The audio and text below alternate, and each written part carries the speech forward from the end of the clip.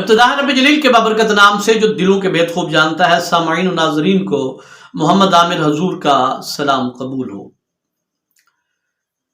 ایک بڑھیا حضرت داؤد علیہ السلام کے زمانے کا واقعہ، ایک بڑھیا اپنے گھر میں دوپہر کے وقت 2 روٹیاں پکا کے کھانا شروع کرنا چاہ رہی تھی کہ دروازے پہ صدا آئی کہ میں فقیر ہوں، غریب ہوں، مسافر ہوں، 2-3 دنوں کا بھوکا ہوں، اگر مجھے کچھ کھانے کو مل جائے تو میں اسے بدلے میں ایک دعا دوں گا۔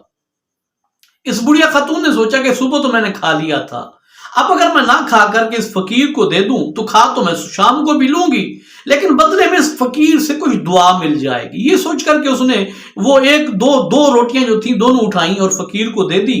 فقیر کو جب دیں تو فقیر نے آسمان کی طرف منہ کر کے کہا، الہ العالمین، اس نے تیری رضا کے لیے تیرے بھوکے بندے کو کھانا دیا ہے، تو ان 2 روٹیوں کے بدلے میں اسے اتنا عطا کر کہ زندگی بھر اس کی ساری غربت ختم ہو جائے۔ یہ دعا کر کے وہ فقیر چلا گیا۔ بات دراصل یہ ہے کہ جب آپ بے لوث طریقے سے اللہ پاک کی راہ پہ خرچ کرتے ہیں نا، اللہ پاک خوش ہو کے اتنا نوازتے ہیں جس کی کوئی انتہا نہیں۔ اب شام ہوا چاہتی تھی، اس عورت نے دانے لیے کسی برتن میں، ہمسایوں کے گھر چکی پہ پیسنے کے لیے گئی، پیس کے اپنے برتن میں آٹا لیا، واپس آ رہی تھی کہ اچانک تیز ہوا کا جھولا آیا اور اس خاتون کے برتن میں سے سارا آٹا اڑا کے وہ ہوا لے گئی۔ خاتون تھی اور اس نے حضرت داؤد نبی کی عدالت کا چرچا سنا ہوا تھا، تو فوراً حضرت داؤد کی خدمت میں حاضر ہو کے کہتی ہے، اے داؤد، تیرے دور میں تیرے ہوتے ہوئے میرے ساتھ اتنی جناب ناانصافی ہوئی ہے، میں تیری بارگاہ میں ہوا کی شکایت لے کے آئی ہوں، میں غریب ہوں، بیٹا کوئی ہے نہیں، کوئی سہارا ہے نہیں، اکیلی ہوں، میرا آٹا اڑا کے وہ ہوا لے کے گئی ہے۔ حضرت داؤد علیہ السلام اس بوڑھی عورت کی بات سن کے مسکرائے۔ آپ نے فرمایا، چلو تھوڑا سا آٹا تھا، تم اس طرح کرو کہ بیت المال میں جاؤ، جتنا تمہیں ضرورت ہے، 1 تھیلا 2 تھیلا جتنا بھی لینا چاہتی ہو لے جاؤ۔ یہ عورت خوش ہو کہ بھی تھوڑے سے آٹے کے بدلے 1-2 تھیلے مل رہے ہیں۔ باہر نکلی تو باہر حضرت سلیمان علیہ السلام کھڑے ہوئے تھے۔ حضرت سلیمان علیہ السلام نے اس بوڑھی خاتون سے کہا کہ آپ دوبارہ واپس جائیں اور حضرت داؤد سے عرض کریں کہ اے اللہ کے نبی، مجھے میرا آٹا چاہیے، میں بیت المال کا آٹا نہیں لیتی، یا آٹا دیں یا ہوا کو بلا کے میری شکایت کو سنیں اور میرا مقدمہ سنیں اس ہوا کو بلا کر کے۔ جب یہ عورت واپس اندر گئی اور جا کے یہ باتیں کہیں نا، تو حضرت داؤد علیہ السلام مسکرایا اور فرمایا، مجھے پتہ ہے یہ باتیں تیرے دماغ میں کس نے ڈالی ہیں۔ خیر، آپ نے فرمایا بیٹھ جاؤ۔ آپ نے ہوا کو بلوایا، حکم کیا، ہوا آ گئی۔ آپ نے ہوا سے کہا، آپ ہی بتاؤ اے ہوا، تم اس بڑھیا عورت کا آٹا اڑا کے کیوں لے گئی ہو؟ تو ہوا حضرت داؤد کی خدمت میں عرض کرتی ہے، اے اللہ کے نبی، تمہیں پتہ ہے، آپ کو پتہ ہے کہ میں اللہ کے حکم کے بغیر کچھ بھی نہیں کر سکتی۔ یہ بھی میں نے کہا اگر اس بڑھیا کا آٹا اڑایا ہے تو اللہ کے حکم سے اڑایا ہے۔ حضرت داؤد نے پوچھا وجہ کیا تھی؟ تو وہ ہوا کہتی ہے کہ دور دریا میں چند تاجر اپنا مال تجارت بیچ کے پیسے لے کے واپس آ رہے تھے کہ دریا کے بیچ میں ان کی کشتی کو سوراخ ہو گیا، پانی بھرنا شروع ہوا، بڑی کوشش کی وہ سوراخ بند نہ ہوا، قریب تھا کہ وہ ڈوب جاتے، مر جاتے۔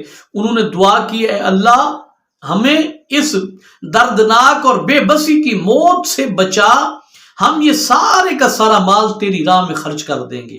تو اللہ پاک نے ان کی دعا کو قبول کیا اور مجھے حکم دیا کہ اس بڑھیا کا آٹا اڑا کے کشتی میں لے جاؤ۔